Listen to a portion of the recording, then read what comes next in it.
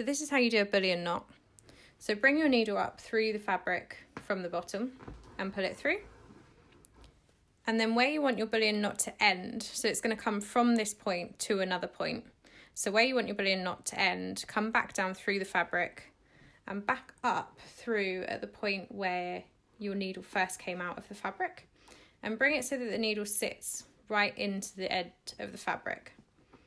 And then what you want to do is position it so that your needle is held upright, and using the loose end, wrap this round the needle as many times as is needed to cover that section. So we've done 4 there, so we'll do 6, 8. And then what you want to do is you want to leave this a little bit loose so that you can get your needle through. So holding this tight, pull your needle out and wiggle it through.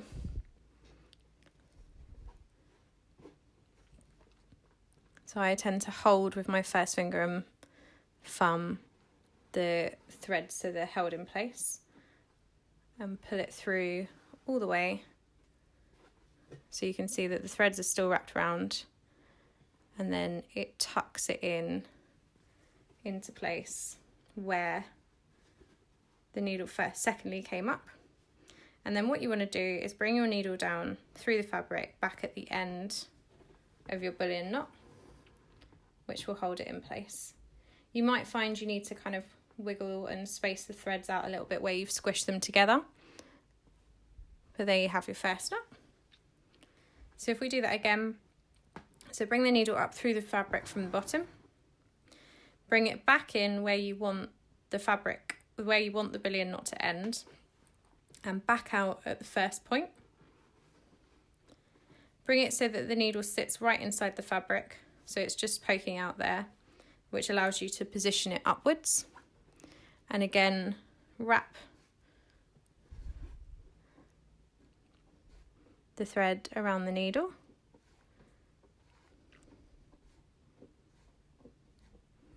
And then what you want to do is hold this tight using your first finger and thumb, hold the thread in place, and then wiggle the needle through.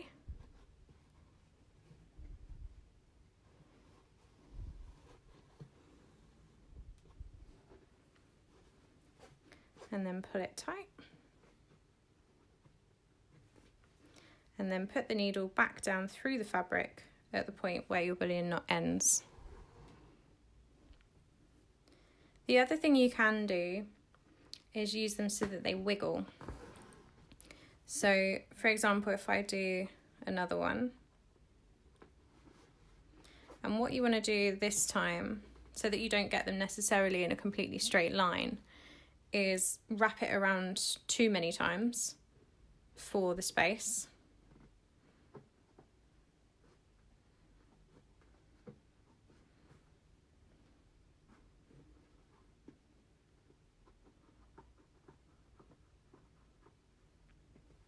So you can see that I've got more thread on my needle than I have gap. And again, hold it tight with your first finger and forefinger and wiggle the needle around.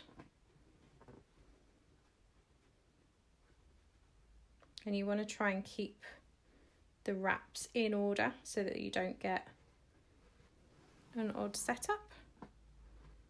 And again, pull it tight.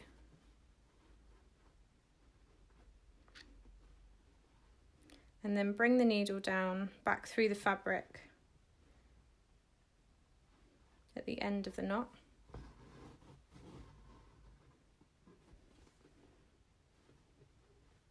And you can see there that it doesn't quite lay flat because I've got too much thread on there, but instead creates kind of a bit of a wiggle. You can of course come up back through the fabric if you want to hold them down in place, so you can see that this moves completely. So you can leave them as kind of little arches or guide them into place. So for example, if I want it to sit to the right, I could always bring it up again through the fabric and bring it over the top of the bullion knot and back down at the same point it's come out to hold it down in place. And there you have a bullion knot.